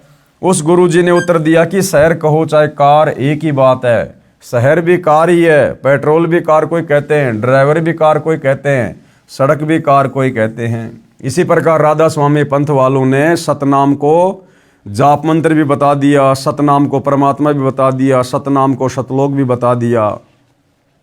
आओ विचार करें, सत्य पुरुष तो पूर्ण परमात्मा है, सतनाम वह 2 मंत्र का जाप है जिससे एक ओम, दूसरा तत् यानी सांकेतिक है, तथा इसके बाद सारनाम साधक को पूर्ण गुरु द्वारा दिया जाता है। ये सतनाम तथा सारनाम दोनों स्मरण करने के नाम है। सतलोक वह स्थान है जहाँ सत्य पुरुष रहता है। पुण्यात्माएं स्वयं निर्णय करें सत्य तथा असत्य का। अधिक जानकारी के लिए हमारी वेबसाइट www.jagatgururampalji.org पर जाकर संक्षिप्त ज्ञान ग्रहण कर सकते हैं। तो भाइयों और बहनों, परमेश्वर जी की दया से सृष्टि रचना के विषय में काफ़ी कुछ जानकारी हमें प्राप्त हुई है। बाकी देखो भाइयों और बहनों, दास ने तो आपको ये पढ़कर सुनानी इसलिए ज़रूरी थी क्योंकि ये इस पवित्र पुस्तक हिंदू साहिबान नहीं समझे गीता वेद पुराण इसमें लिखी हुई है, इसका अंश है। बाकी सृष्टि रचना अच्छे से समझने और जानने के लिए आप जी यूट्यूब पर सतगुरु रामपाल जी के सत्संग सृष्टि रचना वाले जरूर सुनिएगा। काल ब्रह्म क्यों भ्रमित साधना पूजा का भ्रमजाल फैलाता है, कृपया पढ़ें वह कारण। यानी ये जो काल ब्रह्म है ये क्यों आप और हमारे से भ्रमित साधना करवाता है, क्यों ये जानबूझ के ऐसी ऐसी घटनाओं को जन्म देता है ताकि हम इसी के जाल में फंसे रहें। अब भाई और बहनों, सृष्टि रचना सुनकर हमें इतना तो समझ में आ ही गया है कि इस काल को परमात्मा की तरफ से प्रतिदिन 1 लाख मानव शरीरधारी प्राणियों के भक्षण करने का श्राप लगा हुआ है। अब ये हमें पार नहीं होने देना चाहता। इसको डर है कि यदि सभी आत्माएं सतलोक चली गई तो तेरी भूख का क्या होगा, तेरे भोजन का क्या होगा। और आत्माएं सतलोक जाएंगी सत भक्ति से, इसलिए काल हमें भ्रमित करता है कि कोई सत भक्ति ना कर ले। कबीर परमेश्वर जी की काल से वार्ता। जब परमेश्वर ने सभी ब्रह्मांडों की रचना की और अपने लोक में विश्राम करने लगे, उसके बाद हम सभी काल के ब्रह्मांड में रहकर अपना किया हुआ कर्मदंड भोगने लगे और बहुत दुखी रहने लगे। सुख व शांति की खोज में भटकने लगे और हमें अपने निज घर सतलोक की याद सताने लगी तथा वहां जाने के लिए भक्ति प्रारंभ की। किसी ने 4 वेदों को कंठस्थ किया तो कोई उग्र तप करने लगा, कोई हवन यज्ञ ध्यान समाधि आदि क्रियाएं प्रारंभ की, लेकिन अपने निज घर सतलोक नहीं जा सके, क्योंकि उपरोक्त क्रियाएं करने से अगले जन्मों में अच्छे समृद्ध जीवन तो प्राप्त होकर जैसे राजा महाराजा, बड़ा व्यापारी, अधिकारी, देव महादेव, स्वर्ग महास्वर्ग आदि वापस फिर लक 84 भोगने लगे, बहुत परेशान रहने लगे और परमपिता परमेश्वर से प्रार्थना करने लगे कि हे दयालु, हमें निज घर का रास्ता दिखाओ। हम हृदय से आपकी भक्ति करते हैं, आप हमें दर्शन क्यों नहीं दे रहे हो। यह वृत्तांत कबीर साहिब ने धर्मदास जी को बताते हुए कहा कि धर्मदास, इन जीवों की पुकार सुनकर मैं अपने सतलोक से जोगजीत का रूप बनाकर काल लोक में आया। जोगजीत यानी परमात्मा ने प्रथम बार अपने 16 वचनों से जो 16 पुत्रों की रचना की थी, उनमें उनके एक पुत्र का नाम जोगजीत है। आते परमात्मा खुद हैं, लेकिन अपने पुत्र जोगजीत का रूप बनाकर आए। तब 21वें ब्रह्मांड में जहां काल का निज घर है, जहां पर 21वें ब्रह्मांड में ये काल रहता है, वहां पर तपतशिला पर जीवों को भूनकर सूक्ष्म शरीर से गंध निकाला जा रहा था। मेरे पहुंचने के बाद उन जीवों की जलन समाप्त हो गई। उन्होंने मुझे देखकर कहा कि हे पुरुष, आप कौन हो? आपके दर्शन मात्र से ही हमें बड़ा सुख व शांति का आभास हो रहा है। फिर मैंने बताया कि मैं पार ब्रह्म परमेश्वर कबीर हूं। आप सब जीव मेरे लोक से आकर काल ब्रह्म के लोक में फंस गए हो। ये काल रोजाना 1 लाख मानव के सूक्ष्म शरीर से गंध निकाल कर खाता है और बाद में नाना प्रकार की योनियों में दंड भोगने के लिए छोड़ देता है। तब वे जीव आत्माएं कहने लगी कि हे दयालु परमेश्वर, हमें इस काल की जेल से छुड़वाओ। मैंने बताया कि यह ब्रह्मांड काल ने 3 बार भक्ति करके मेरे से प्राप्त किए हुए हैं। जो आप यहाँ सब वस्तुओं का प्रयोग कर रहे हो, ये सभी काल की हैं और आप सब अपनी इच्छा से घूमने के लिए आए हो। इसलिए अब आपके ऊपर काल ब्रह्म का बहुत ज्यादा ऋण हो चुका है और वह ऋण मेरे सच्चे नाम के जाप के बिना नहीं उतर सकता। जब तक आप ऋण मुक्त नहीं हो सकते, तब तक आप काल ब्रह्म की जेल से बाहर नहीं जा सकते। इसके लिए आपको मुझसे नाम उपदेश लेकर भक्ति करनी होगी, तब मैं आपको छुड़ा कर ले जाऊंगा। हम ये वार्ता कर ही रहे थे कि वहां पर काल ब्रह्म प्रकट हो गया और उसने मुझे बहुत क्रोधित होकर मेरे ऊपर हमला बोला। मैंने अपनी शब्द शक्ति से उसको मूर्छित कर दिया। फिर कुछ समय बाद वह होश में आया, मेरे चरणों में गिरकर क्षमा याचना करने लगा और बोला कि आप मुझसे बड़े हो, मुझ पर कुछ दया करो और ये बताओ कि आप मेरे लोक में क्यों आए हो। तब मैंने काल पुरुष को बताया कि कुछ जीवात्माएं भक्ति करके अपने निज घर सतलोक में वापस जाना चाहती हैं। उन्हें सत भक्ति मार्ग नहीं मिल रहा है, इसलिए वे भक्ति करने के बाद भी इसी लोक में रह जाती हैं। मैं उनको सत भक्ति मार्ग बताने के लिए और तेरा भेद देने के लिए आया हूं कि तू काल है, 1 लाख जीवों का आहार करता है और 1.25 लाख जीवों को उत्पन्न करता है तथा भगवान बनकर बैठा है। मैं इनको बताऊंगा कि तुम जिसकी भक्ति करते हो वह भगवान नहीं है, काल है।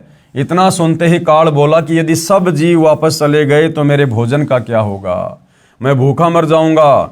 आपसे मेरी प्रार्थना है कि 3 युगों में जीव कम ले जाना, सतयुग त्रेता द्वापर 3 युगों में जीव कम लेकर जाना और सबको मेरा भेद मत देना कि मैं काल हूं, सबको खाता हूं। जब कलयुग आए, जो वर्तमान में आ चुका है, जब कलयुग आए तो चाहे जितने जीवों को ले जाना, ये वचन काल ने मुझसे प्राप्त किए।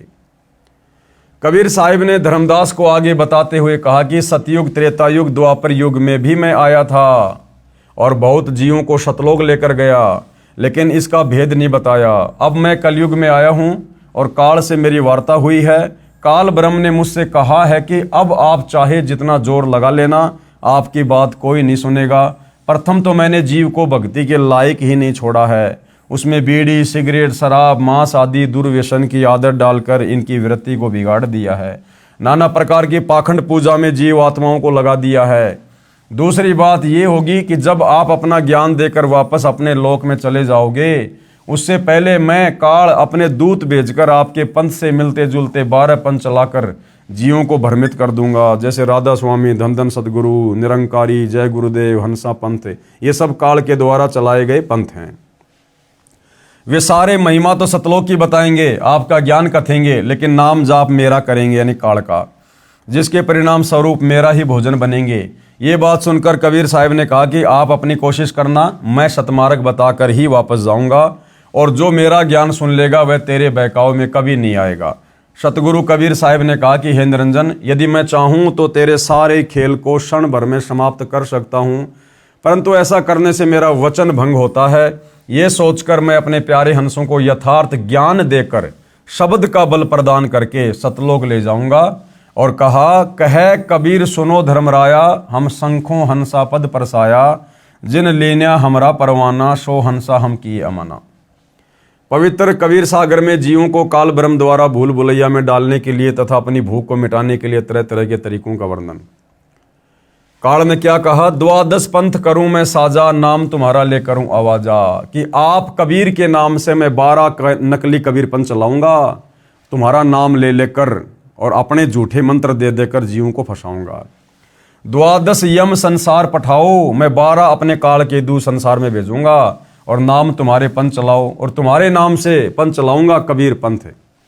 प्रथम दूत मम प्रगटे जाई, पीछे अंश तुम्हारा आई, ये विधि जीव को भरमाऊं, पुरुष नाम जीवन समझाऊं। 12 पंथ नाम जो ले है, हमरे मुख में आन समोए, कहा तुम्हारा जीवन माने, हमरी और होए बाद बखाने। मैं दृढ़ फंदा रच बनाई, जामे जीव रहे उर्झाई, देवल देव पाषाण पुजाई, तीर्थ व्रत जप तप मन लाई। ये मंदिरों में, मस्जिदों में, चर्चों में, गुरुद्वारों में देवी देवताओं के पत्थरों की पूजा, तीर्थ व्रत जप तप, ये सब इस काल ने लगा रखे हैं। यज्ञ होम और नेम आचारा, और अनेक फंद में डारा, जो ज्ञानी जाओ संसारा, जीव न माने कहा तुम्हारा। कि उसके बाद जाना तुम कलयुग में, देखता हूं तुम्हारी कौन क्या बातें मानेगा। फिर सतगुरु जी ने क्या कहा, ज्ञानी कहे सुनो अन्यायी, काटो फंद जीव ले जाई, जैतिक फंद तुम रचे विचारी, सत्य सबद ते सबे बिडारी, जोन जीव हम शब्द दरडावें, फंद तुम्हारा सकल मुकावें, चौका कर परवाना पाई, पुरुष नाम ती देऊं चेनाई, ताके निकट काल नहीं आवे, संधि देख ताके सिर नावे। उपरोक्त विवरण से सिद्ध होता है कि जो अनेक पंथ चले हुए हैं, जिनके पास कबीर साहिब द्वारा बताया हुआ शत भक्ति मार्ग नहीं है, ये सब काल प्रेरित हैं। अतः बुद्धिमान को चाहिए कि सोच विचार कर भक्ति मार्ग अपनाए, क्योंकि मनुष्य जन्म अनमोल है, ये बार बार नहीं मिलता। कबीर साहिब कहते हैं, कबीर मानुष जन्म दुर्लभ है, मिले न बारंबार, तरवर से पत्ता टूट गिरे, बहुर न लगता डार। अब काल निरंजन द्वारा कबीर जी से 3 युगों में कम जीव ले जाने का वचन लेना, विस्तृत व संपूर्ण वर्णन। प्रश्न, कबीर जी के नाम से चले 12 पंथों के वास्तविक मुखिया कौन हैं और 13वां पंथ कौन चलाएगा? उत्तर, जैसा कि कबीर सागर के संशोधनकर्ता स्वामी युगलानंद बिहारी जी ने दुख व्यक्त किया है कि समय समय पर कबीर जी के ग्रंथों से छेड़खान करके उनकी बुरी दशा कर रखी है। उदाहरण भी दिया, परमेश्वर कबीर जी का जोगजीत के रूप में काल ब्रह्म के साथ विवाद हुआ था। वह शमशम वेद बोध पेज नंबर 117 से 122 तक तथा अनुराग सागर 60 से 67 तक है। परमेश्वर कबीर जी अपने पुत्र जोगजीत के रूप में काल के प्रथम ब्रह्मांड में प्रकट हुए, जो 21वां ब्रह्मांड है, जहाँ पर तपतशिला बनी है। काल ब्रह्म ने जोगजीत के साथ झगड़ा किया, फिर विवश होकर चरण पकड़कर क्षमा याचना की तथा प्रतिज्ञा करवाकर कुछ विदा मांगी। सबसे पहला वचन क्या था? 3 युगों, सतयुग, त्रेता युग, द्वापर युग में थोड़े जीव पार करना। दूसरा वचन क्या था? जोर जबरदस्ती करके जीव मेरे लोक से ना लेकर जाना। आप अपना ज्ञान देना, जो आपका ज्ञान समझे वो आपका, जो आपके ज्ञान को स्वीकार ना करे वो मुझ काल का भोजन। तीसरा वचन, आप अपना ज्ञान समझाना, जो आपके ज्ञान को माने वह आपका, और जो मेरे ज्ञान को माने वो मेरा। चौथा वचन, कलयुग में पहले मेरे दूत प्रकट होने चाहिए। काल ने कहा कि पहले मैं अपने दूत भेजूंगा। तो ये राधा स्वामी, धन धन सतगुरु, जय गुरुदेव, निरंकारी, सैकड़ों वर्षों से ये पंथ चल रहे हैं, ये काल के द्वारा भेजे गए दूत हैं। पीछे आपका दूत जाए। नंबर 5, त्रेता युग में समुद्र पर पुल बनवाना। उस समय मेरा पुत्र विष्णु रामचंद्र रूप में लंका के राजा रावण से युद्ध करेगा, समुद्र रास्ता नहीं देगा। छठवा, द्वापर युग में शरीर त्याग कर जाऊंगा। राजा इंद्रदमन मेरे नाम से, जगन्नाथ नाम से, समुद्र के किनारे मेरी आज्ञा से मंदिर बनवाना चाहेगा, उसको समुद्र बाधा करेगा। आप उस मंदिर की सुरक्षा करना। परमेश्वर ने सर्व मांगे स्वीकार कर ली और वचनबद्ध हो गए। तब काल ब्रह्म हंसा और कहा कि हे जोगजीत, आप जाओ संसार में। जिस समय कलयुग आएगा उस समय मैं अपने 12 दूत नकली सतगुरु संसार में भेजूंगा। जब कलयुग 5505 वर्ष पूरा होगा तब तक मेरे दूत तेरे नाम से, कबीर जी के नाम से 12 कबीर पंथ चला दूंगा। कबीर जी ने जोगजीत रूप में काल ब्रह्म से कहा था कि कलयुग में मेरा नाम कबीर होगा और मैं कबीर नाम से पंथ चलाऊंगा। इसलिए काल ज्योति निरंजन ने कहा था कि आप कबीर नाम से एक पंथ चलाओगे तो मैं काल कबीर नाम से 12 पंथ चलाऊंगा। सभी मानव को भ्रमित करके अपने जाल में फांस कर रखूंगा। इनके अतिरिक्त और भी कई पंथ चलाऊंगा जो सतलोक सचखंड की बातें किया करेंगे तथा सत्य साधना उनके पास नहीं होगी, जिस कारण से वे सतलोक की आशा में गलत नामों को जाप करके मेरे जाल में ही रह जाएंगे। काल ब्रह्म ने पूछा था कि आप किस किस समय कलयुग में अपना सत्य कबीर पंथ चलाओगे? कबीर जी ने कहा था कि जिस समय कलयुग 5505 वर्ष बीत जाएगा तब मैं अपना यथार्थ 13वां कबीर पंथ चलाऊंगा। काल ने कहा था कि उस समय से पहले मैं पूरी पृथ्वी के ऊपर शास्त्र विधि त्याग कर, मनमाना आचरण करवाकर, शास्त्र विरुद्ध ज्ञान बताकर झूठे नाम तथा गलत साधना के अभ्यस्त कर दूंगा। जब तेरा 13वां अंश आकर सत्य कबीर पंथ चलाएगा उसकी बात पर कोई विश्वास नहीं करेगा, उल्टे उसके साथ झगड़ा करेंगे। कबीर जी को पता था कि जब कलयुग के 5505 वर्ष पूरे होंगे सन 1997 में, तब शिक्षा की क्रांति लाई जाएगी, सर्व मानव अक्षर ज्ञान युक्त किया जाएगा। उस समय मेरा दास सर्व धार्मिक ग्रंथों को ठीक से समझकर मानव समाज से रूबरू करेगा। सर्व प्रमाणों को आंखों देखकर शिक्षित मानव सत्य से परिचित होकर तुरंत मेरे 13वें पंथ में दीक्षा लेगा और पूरा विश्व मेरे द्वारा बताई भक्ति विधि तथा तत्व ज्ञान को हृदय से स्वीकार करके भक्ति करेगा। उस समय पुनः सतयुग जैसा वातावरण होगा। आपसी राग द्वेष, चोरी जारी, लूट ठगी कोई नहीं करेगा, कोई धन संग्रह नहीं करेगा, भक्ति को अधिक महत्व दिया जाएगा। जैसे उस समय उस व्यक्ति को महान माना जा रहा होगा जिसके पास अधिक धन होगा। यानी सन 1997 से पहले, यानी सतगुरु रामपाल जी के 13वें पंथ की शुरुआत से पहले उन लोगों को बहुत ज़्यादा इज्जत वाला माना जाएगा जिसके पास बहुत ज़्यादा धन होगा, बड़ा व्यवसाय होगा, बड़ी बड़ी कोठियां बना रखी होंगी। परंतु 13वें पंथ के प्रारंभ होने के पश्चात उन व्यक्तियों को मूर्ख माना जाएगा और जो भक्ति करेंगे, सामान्य मकान बनाकर रहेंगे, उनको महान, बड़े और सम्मानित व्यक्ति माना जाएगा। प्रमाण के लिए पवित्र कबीर सागर से भिन्न भिन्न अध्यायों से अमृतवाणी कबीर जी तथा ज्योति निरंजन की वार्ता, अनुराग सागर के पेज नंबर 62 से। धर्मराय ज्योति निरंजन वचन। धर्मराय असविनती ठानी, मैं सेवक द्वितीया न जानी, ज्ञानी बिनती एक हमारा, सो न करहूँ जीते हो मोर बिगारा। पुरुष दीन जस मोकू राजू, तुम भी देऊँ तो होवे मम काजू। अब मैं वचन तुम्हारो मानी, लीजियो हंसा हमसो ज्ञानी। पृष्ठ 63 से अनुराग सागर की वाणी। दयावंत तुम साहिब दाता, एतिक कृपया करो हो ताता। पुरुष सराप मोकू दीन्या, लख जीव नित ग्रासन कीन्या। पृष्ठ 64 से अनुराग सागर की वाणी।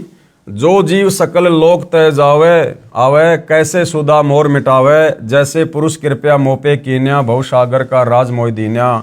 तुम भी कृपया मोह पर करहूँ, जो मांगूं सो मोहे देहूँ बरहूँ। सतयुग त्रेता युग द्वापर माही, तीनों युग जीव थोड़े जाही। चौथा युग जब कलयुग आवे, तब तब शरण जीव बहु जावे।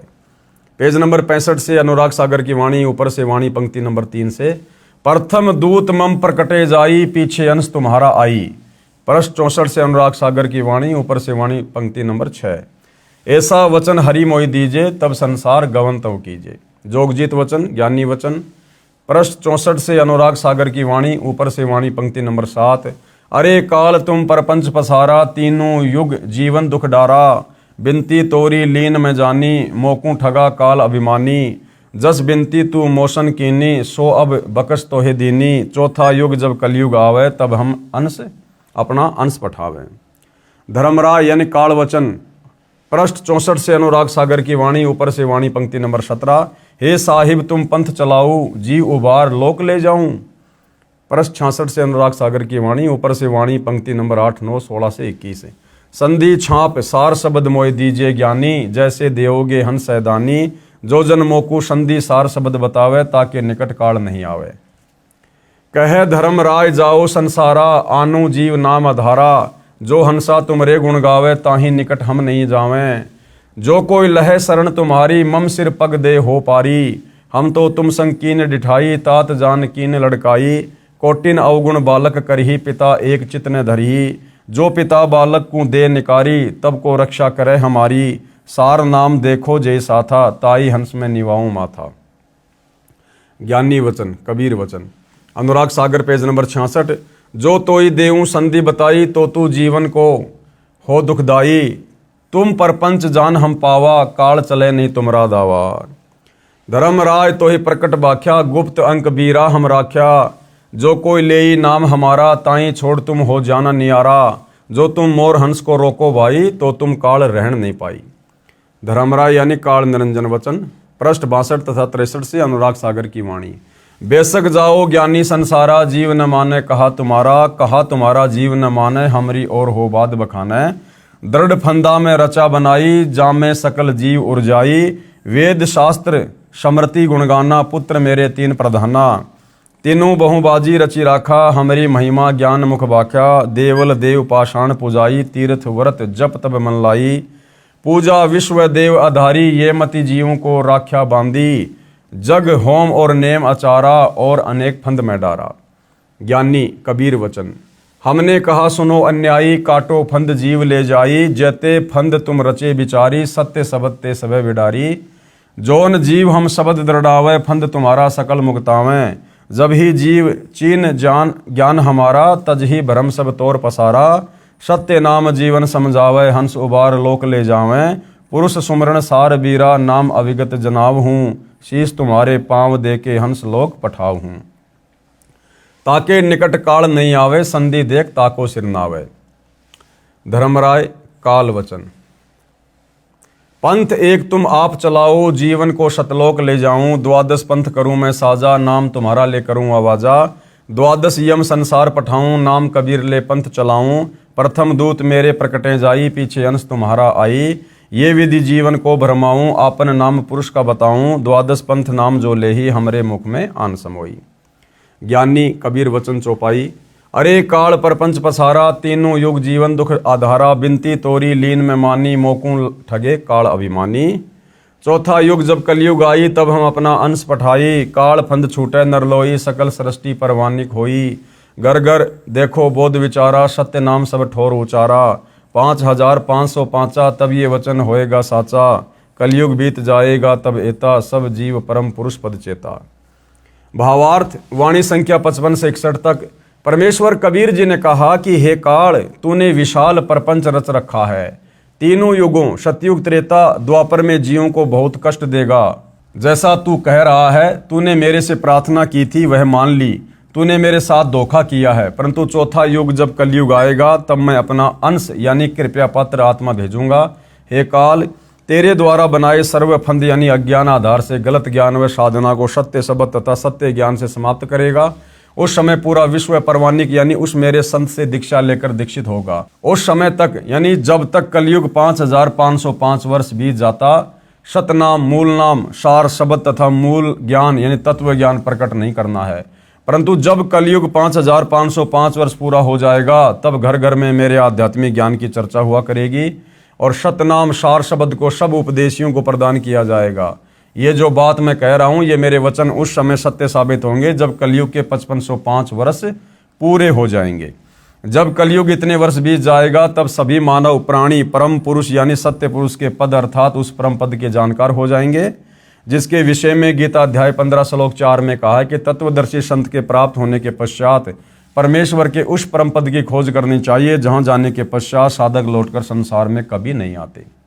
जिस परमेश्वर ने संसार रूपी वृक्ष का विस्तार किया है अर्थात जिस परमेश्वर ने सृष्टि की रचना की है उस परमेश्वर की भक्ति करो। उपरोक्त वाणी का भावार्थ है कि उस समय उस परमेश्वर के पद यानी सतलोक के विषय में सबको पूर्ण ज्ञान होगा, यानी सतलोक के विषय में।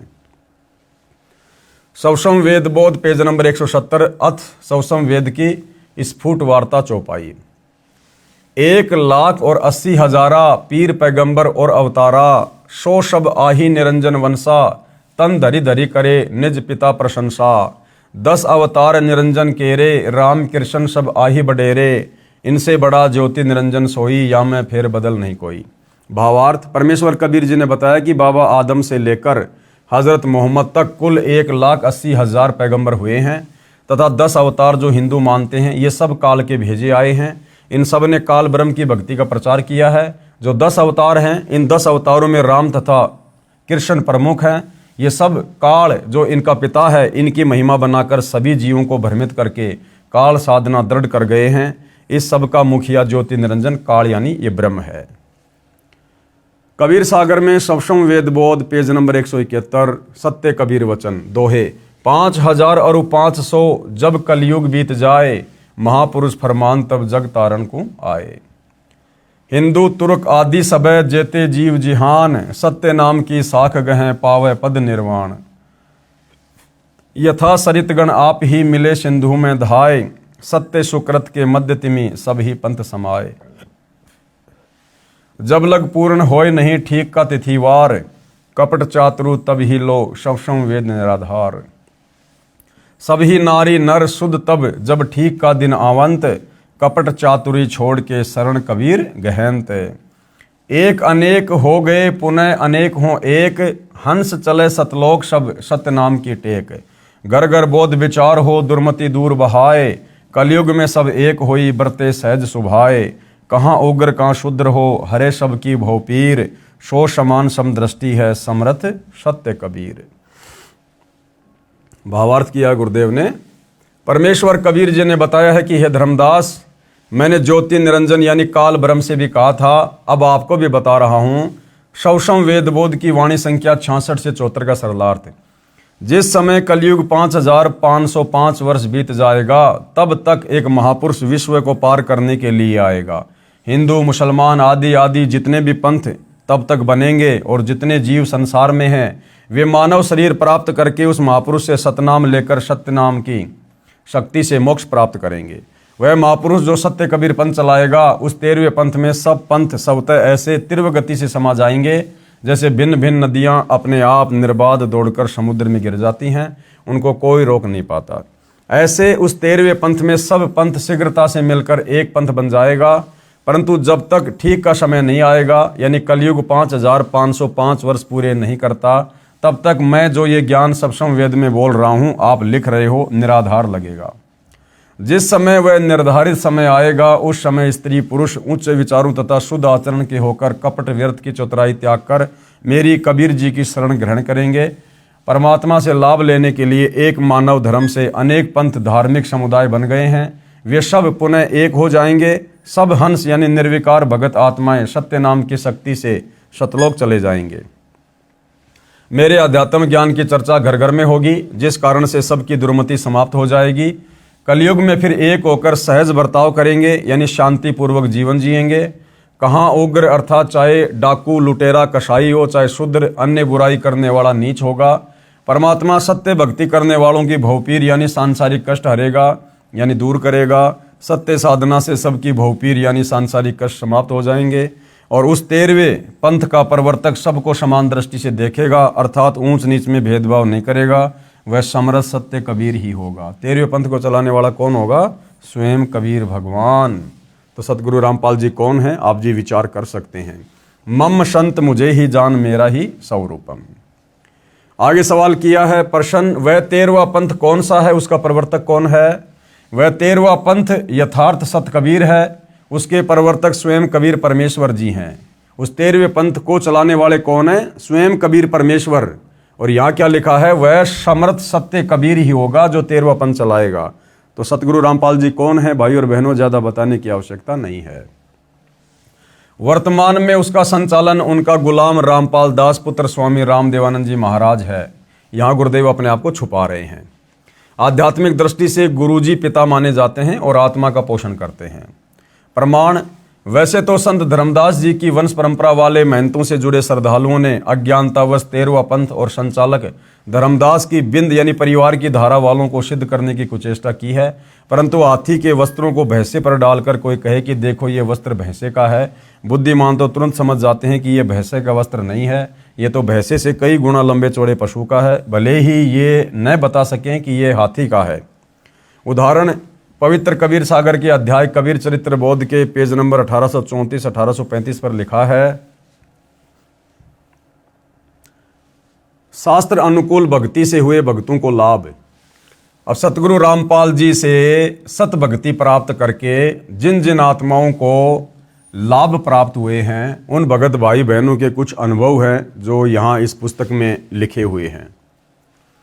शास्त्र विरुद्ध साधना से छुटकारा। मैं भगत हेमचंद दास सोलन हिमाचल प्रदेश का रहने वाला हूँ। पहले मैं अपने गांव में महाकाली मंदिर में पुजारी रहा। 25 वर्ष से वहाँ पुजारी का काम करता था। भजन कीर्तन और जो भी पूजाएं मंदिर में होती थी सभी किया करता था। पितृ पूजा, श्राद्ध निकालना, शिव जी को जल चढ़ाना आदि क्रियाएं करता था। लेकिन फिर भी हम दुखी रहते थे।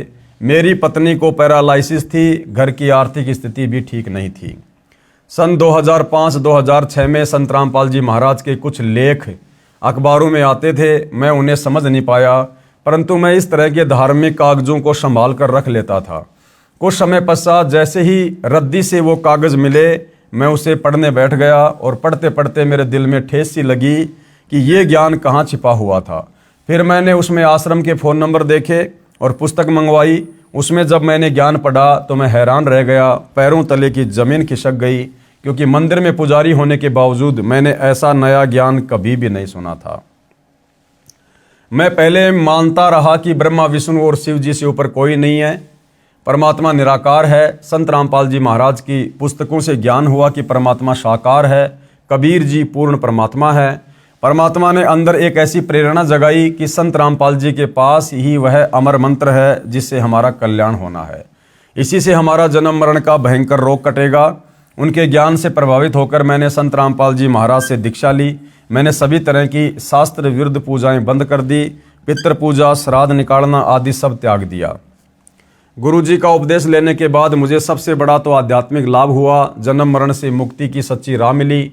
मेरी भगतमती को पैरालाइसिस की परेशानी थी। हर जगह बड़े बड़े डॉक्टरों व नीम हकीमों के चक्कर लगा चुके थे, परंतु परमात्मा के आशीर्वाद मात्र से मेरी भगतमती ठीक हो गई। परमात्मा की दया से हमारी आर्थिक स्थिति भी ठीक हो गई।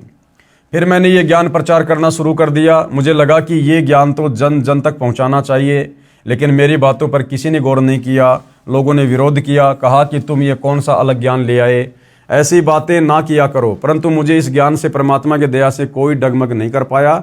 ऐसा सत्य ज्ञान व सत्य भक्ति मार्ग पृथ्वी पर और कहीं नहीं है। मेरी सभी से प्रार्थना है कि आप भी प्रभु के चरणों में आओ। संत रूप में आए परमेश्वर के संदेश वाहक संत रामपाल जी महाराज को पहचानो। मुफ्त नाम उपदेश प्राप्त करके कृपया अपना कल्याण करवाएं। भगत हेमचंद दास। मोबाइल नंबर वर्तमान में है या नहीं इसकी कोई गारंटी नहीं है, फिर भी आप जी चाहें तो कन्फर्म कर सकते हैं। शास्त्र अनुकूल भक्ति से मिला जीवन दान। एक अन्य भगत की आत्मकथा। मेरा नाम सपना तोमर है। मैं शाहजहाँपुर उत्तर प्रदेश से हूँ। पहले मैं ब्रह्मा विष्णु महेश तथा माता की पूजा किया करती थी। मेरे पापा जी ने सन 2013 में संत रामपाल जी महाराज से नामदान लिया था। वो टीवी पर सत्संग देखते थे। मैंने देखा कि संत रामपाल जी महाराज गीता, कुरान, गुरु ग्रंथ साहिब और बाइबल आदि प्रमाण सहित खोलकर दिखा रहे हैं। संत रामपाल जी महाराज गीता जी का वर्णन बता रहे थे कि ब्रह्मा विष्णु महेश से ऊपर भी कोई भक्ति है, वास्तविक मंत्र तो अन्य ही हैं। मेरे पापा ने मुझे बताया कि बेटा संत रामपाल जी महाराज पूर्ण परमात्मा हैं, परमात्मा कबीर साहिब के अवतार हैं, उनसे दीक्षा ले लो। मैंने अप्रैल 2014 में संत रामपाल जी महाराज से नाम दीक्षा ली। संत रामपाल जी महाराज से नाम दीक्षा लेने के बाद मुझे काफ़ी लाभ हुए। मेरे पति को 1-2 साल से पथरी की समस्या थी और फिर पाइल्स की समस्या भी हो गई। डॉक्टर के पास अल्ट्रासाउंड करवाया तो उन्होंने 5 mm की पथरी बताई और बोले कि ये हैवी हो गई है और इसका ऑपरेशन करवाओ, लेकिन उन्होंने ऑपरेशन नहीं करवाया। फिर मैंने संत रामपाल जी महाराज जी से प्रार्थना की तो परमात्मा ने उनकी पथरी ऐसे गायब कर दी जैसे उनको पथरी कभी थी ही नहीं। उसके कुछ समय बाद उनको पाइल्स बवासीर की समस्या बढ़ने लगी। एक देसी वैद्य के पास गए, उनकी दवा से कुछ खास फायदा नहीं हुआ। वो उठ बैठ व चल भी नहीं पाते, उनको पकड़ कर ले जाना पड़ता था। वॉशरूम ले जाने में भी दिक्कत होती थी, वो बड़ी समस्या से गुजर रहे थे। तब मैंने संत रामपाल जी महाराज जी से प्रार्थना लगाई कि परमात्मा ऐसे ऐसे मेरे पति को समस्या है, परमात्मा दया करना। संत रामपाल जी महाराज ने बोला कि परमात्मा दया करेंगे, आप भक्ति करो। उन्होंने संत रामपाल जी महाराज जी के द्वारा दी हुई भक्ति की, जिससे उनकी बीमारी छूमंत्र हो गई। एक और दया मेरे पति पर संत रामपाल जी महाराज जी ने की। एक बार उनको डेंगू हो गया था, हमने उनको दिल्ली के GTB हॉस्पिटल में एडमिट करवाया। ये 23 अक्टूबर 2018 की बात है। वहाँ वो 2 दिन एडमिट रहे। उस समय अस्पताल में उनका खास उपचार नहीं हो पाया, जिससे उनकी हालत और ख़राब होती चली गई। मेरे ससुराल वालों ने बोला कि तू जब से घर में आई है और जो भक्ति कर रही है, तब से आए दिन घर में बीमारियां घेरे पड़ी हैं और तेरी वजह से सब कुछ हो रहा है। मैं संत रामपाल जी महाराज जी के सामने रोने लगी कि परमात्मा, आज ये लोग ऐसा कह रहे हैं क्योंकि इन्हें नहीं पता कि आप परमात्मा आए हैं, लेकिन अभी परमात्मा मेरी परीक्षा ले रहे हैं कि कहीं मैं डगमग ना हो जाऊं। मेरे पति को फिर दूसरे अस्पताल स्टीफन में एडमिट करवा दिया। वहाँ पर उनके प्लेट्स नहीं बढ़ रहे थे, उन्हें बहुत सारे ट्रीटमेंट दिए, लेकिन उन्हें कोई फ़ायदा नहीं हुआ। एक दिन मैं अपनी बेटी के साथ उनसे हॉस्पिटल में मिलने गई, लेकिन उनका मुंह नहीं खुल रहा था। उनके दोनों दांत आपस में टकराते थे, उनकी एक उंगली भी मुंह में नहीं जाती थी और वो बोल भी नहीं पा रहे थे। तब मैंने संत रामपाल जी महाराज का अमृत जल जो हमें मिलता है वो उनके मुंह में डाला। उसके कुछ ही क्षण बाद उनका मुंह अपने आप खुलने लगा और वो मुझसे बात करने लगे। लेकिन भाई और बहनों, ध्यान रखना, हमने अमृत जल ऐसे किसी भी अनुपदेशी व्यक्ति को नहीं देना है। ये उस बहन की गलती थी, वो नादान थी, अनजान थी, उसे मालिक की मर्यादा का नहीं पता था। लेकिन आप और हमने अमृत जल और जो प्रसाद हमें मिलता है वो हमने किसी भी अनुपदेशी व्यक्ति को इस प्रकार से बिना गुरु आज्ञा के नहीं देना है। पहले उसको नाम दिलाओ, नाम दिलाने के बाद ही वो व्यक्ति उन चीज़ों को ग्रहण करने का अधिकारी होता है। हाँ, यदि जैसे घर में कोई छोटा बच्चा है 3 साल से कम उम्र का, यदि उसको ऐसी कोई प्रॉब्लम हो जाती है तो घर में दरबार में परमात्मा को दंडवत करके आज्ञा लेके आप 3 साल तक के बच्चे को चरणामृत और प्रसाद दे सकते हैं। जैसे बच्चा 3 साल का हो जाए फिर उसको आपने परमात्मा से जोड़ना ही पड़ेगा। उसके बाद फिर वो उन सब चीज़ों को लेने का अधिकारी होगा। उसके बाद वो मुझसे बात करने लगे। मुझे वहाँ रोना आ गया कि परमात्मा, मुझे तो विश्वास है, लेकिन मैं अपने ससुराल वालों को कैसे विश्वास दिलाऊं कि परमात्मा इतना बड़ा चमत्कार कर सकते हैं। फिर उनकी रीढ़ की हड्डी का पानी निकालकर टेस्ट के लिए भेजा तो डॉक्टर ने बताया कि इनको ब्लड कैंसर है। ब्लड कैंसर का नाम सुनकर सबके होश उड़ गए कि अब तो ये नहीं बचेंगे। लेकिन मुझे संत रामपाल जी महाराज जी पर पूरा विश्वास था। परमात्मा सत्संग में बताते हैं कि जो स्त्री सतगुरु रामपाल जी महाराज पूर्ण परमात्मा की भक्ति करती है वो कभी विधवा नहीं होती, और जो माता पिता पूर्ण परमात्मा की भक्ति करते हैं उनके सामने उनके बच्चों की मौत नहीं होती। वो स्टीफन अस्पताल में 1.5 महीने एडमिट रहे, फिर संजय गांधी हॉस्पिटल में रेफर कर दिया। उनका वहाँ ब्लड कैंसर का ट्रीटमेंट चला और 15-16 लाख उनके इलाज में लग गए। फिर एक दिन मेरे पति का शाम को फ़ोन आया और उन्होंने मुझसे कहा कि मैं अब नहीं बचूंगा, तू प्रार्थना कर लेना जो तुझे करना है। मेरे ससुराल वालों ने बोला कि तू संत रामपाल जी महाराज की भक्ति कर रही है जिससे हमारे लड़के की यह हालत हुई है। मेरी एक मौसी सास है, उन्होंने कहा कि अब तुम हनुमान चालीसा का पाठ करना शुरू कर दे। मैंने कहा कि मैं संत रामपाल जी महाराज जी की शरण में हूँ, मैं अंतिम श्वास तक उनकी भक्ति करूँगी, कोई दूसरी पूजा नहीं करूँगी। मैंने ये दृढ़ कर लिया था कि करेंगे तो संत रामपाल जी महाराज ही मेरे पति को ठीक करेंगे, नहीं तो दुनिया की कोई ताकत उनको ठीक नहीं कर सकती। मुझ पर दबाव पड़ रहा था, मैं घर में अकेली पड़ गई थी, मैं दुखी हो गई थी। शाम को मैंने गुरुजी के चरणों में दीपक जलाया। उस समय बच्चा मेरी गोद में था। मैंने संत रामपाल जी महाराज जी को दंडवत प्रणाम किया और मेरे बच्चे को भी करवाया। दंडवत प्रणाम करने के बाद मैंने परमात्मा से प्रार्थना की कि आप अगर समर्थ परमात्मा हैं तो मेरा विश्वास मत टूटने देना। और ये लोग जो मुझे ताना मार रहे हैं और मुझे इतना सब कुछ कह रहे हैं, उसके बावजूद ऐसा कर देना कि इनकी बोलती बंद हो जाए। हालांकि भाई और बहनों, ये कहना भी हमारी ज्ञानहीनता ही होती है। ये परमात्मा से इस प्रकार का वायदा करना, इस प्रकार की बातें बोलना कि आप समर्थ परमात्मा हो तो ये कर देना, वो कर देना, ये भी हमारे ज्ञान की कमी होती है। हमें गुरुदेव भगवान ने जो भक्ति दी है, विश्वास के साथ मर्यादा में रह के सिर्फ भक्ति करनी है। बाकी वो अंतर्यामी है, जानी जान है।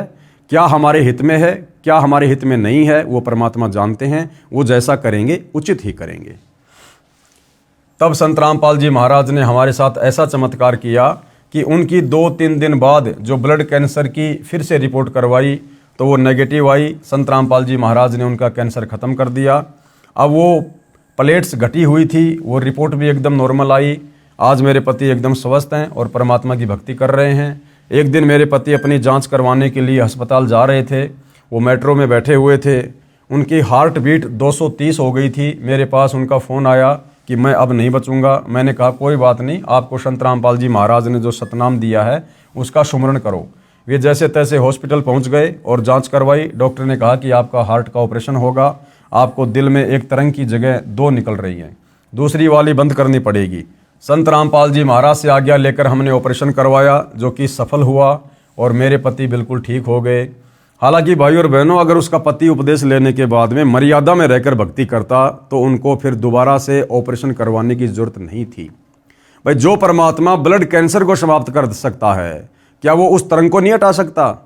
तो परमात्मा जो चाहे सो कर सकता है। लेकिन इस बहन का पति नाम लेने के बाद भी मर्यादा में रहकर विश्वास के साथ भक्ति पर नहीं लगा हुआ था, जिस कारण से इनके ऑपरेशन की नौबत बनी। एक बार मेरे पति को संत रामपाल जी महाराज ने जीवन दान दिया। मेरे पति जब हॉस्पिटल में थे तो काल के दूत उन्हें लेने आ गए, यानी सूक्ष्म रूप में।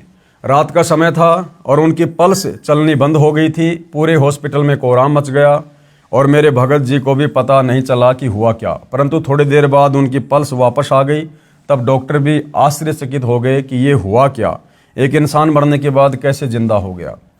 जब मैं हॉस्पिटल में उनसे मिलने गई तो मैंने आसपास के लोगों को बताया कि मैं संत रामपाल जी महाराज की शरण में हूं और उन्होंने ही मेरे पति को जीवन दान दिया है। आज मेरे पति बिल्कुल स्वस्थ हैं। संत रामपाल जी महाराज की हमारे ऊपर दया है। आज मैं बहुत ही ज़्यादा गर्व महसूस करती हूं कि संत रामपाल जी महाराज की शरण में हूं और आजीवन उनकी भक्ति करती रहूंगी। संत रामपाल जी महाराज प्रमाणित और शास्त्र अनुकूल भक्ति साधना बताते हैं। उनके द्वारा बताई गई भक्ति करने से सांसारिक सुख परमात्मा आपको देंगे। मैं मानव समाज से प्रार्थना करना चाहूँगी कि वो इधर उधर ना भटके और संत रामपाल जी महाराज की शरण में आए। संत रामपाल जी महाराज स्वयं परमात्मा के रूप में इस धरती पर बरवाला हिसार आए हुए हैं। हर शहर में आज संत रामपाल जी महाराज के नामदान केंद्र खुले हुए हैं। जहाँ नामदान की सुविधा है, आप वहाँ जाकर नामदान ले सकते हैं और अपना कल्याण करवा सकते हैं।